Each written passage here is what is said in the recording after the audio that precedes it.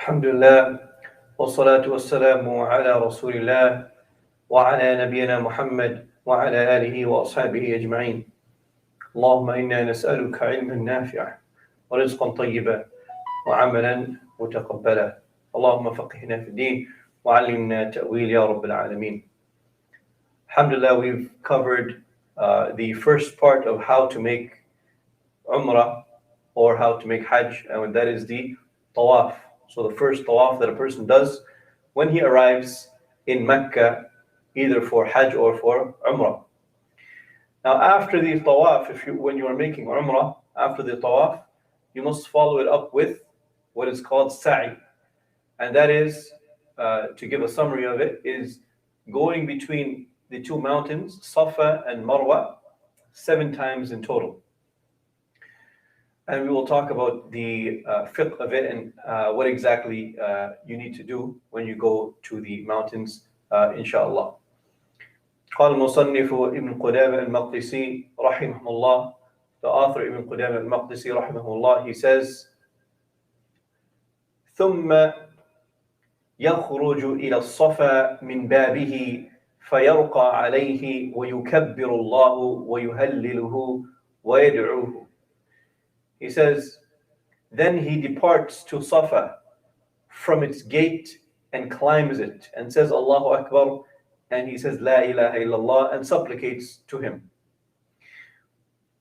ثم ينزل فيمشي إلى العلم ثم يسعى إلى العلم الآخر ثم يمشي إلى المروة فيفعل كفعله على الصفا ثم ينزل فيمشي في موضع مشيه ويسعى في موضع سعيه حتى يكمل 7 أشواط يحتسب بالذهاب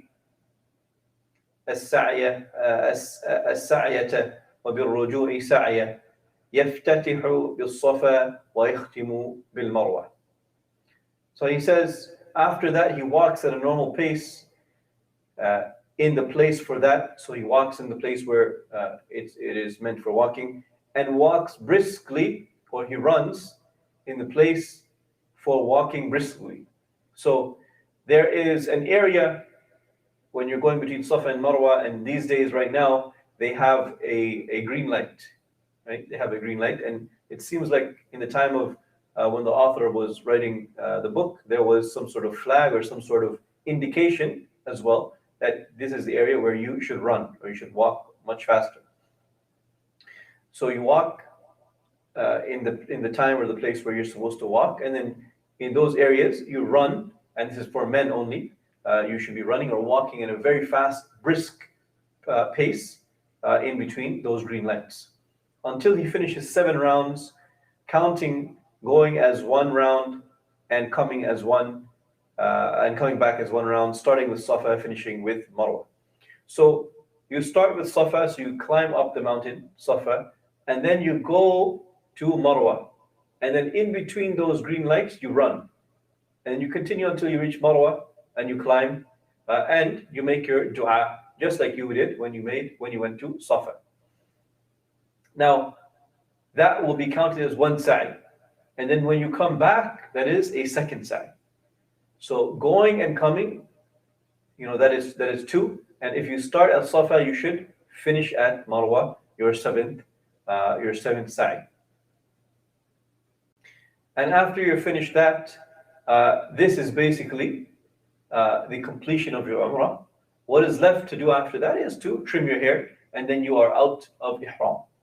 So the author rahimahullah, he says, ثم يقصر من شعره إن كان معتمرا وقد حل.